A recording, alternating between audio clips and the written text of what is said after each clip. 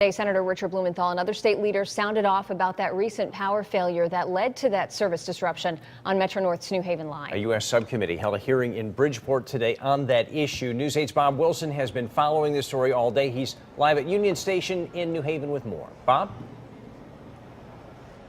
Yeah, not only did they sound off about it, but they were looking for answers and holding the feet to the fire of ConEd as well as Metro North. You take a look around here at the train station, it's pretty busy. But the good news is while there are a lot of people here looking to go home and looking to get to wherever it is they're going right now, the board's showing everything on time, on schedule, all aboard. People very happy here. However, that wasn't the case when the power went out, or even there was that collision back in May. You remember the rails were shut down. They're trying to get to the bottom of it and figure out exactly what went wrong. Senator Richard Blumenthal, flanked by Senator Chris Murphy, brought the heads of Metro North and ConEdison to Bridgeport to answer questions about the power outage that left hundreds of thousands of riders stranded on the New Haven line. It happened on September 25th as service went down for 12 days. Today, the Connecticut senators went looking for answers as to why this feeder line failed and why there wasn't a backup plan.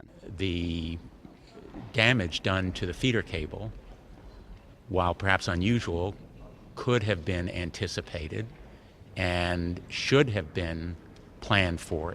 Today we saw the Attorney General come out in Senator Richard Blumenthal. He's pointing fingers saying, where's all the money going to come for all this infrastructure repair as well as making Metro North whole? It could be in the estimate of $8 to $12 million that they're going to end up reimbursing riders. He thinks ConEdison should start writing checks. In my view, ConEd bears a major, if not predominant, share of that responsibility and ought to be providing reimbursement to the consumers, particularly Metro North. The senators say Connecticut is working to upgrade the electrical lines, creating backups and redundancies, so in theory this type of outage shouldn't happen again. But they say you have to remember the lines run from New Haven to Grand Central Station, and the line is only as strong as the weakest link in New York State. What we know now is that even if Connecticut does the right thing, an aging infrastructure in New York still costs our state millions and millions of dollars. We're not done here. We're going to pursue this issue with the New York Public Service Commission.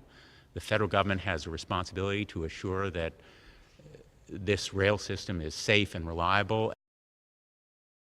And one of the interesting things that came out that we'll be talking about at 6 o'clock is exactly what kind of shape are the rails in overall. A shock came out about there could be another problem, more delays, more outages, more collapse of the rail system because of the age of the bridges. We'll examine that coming up tonight, 6 o'clock.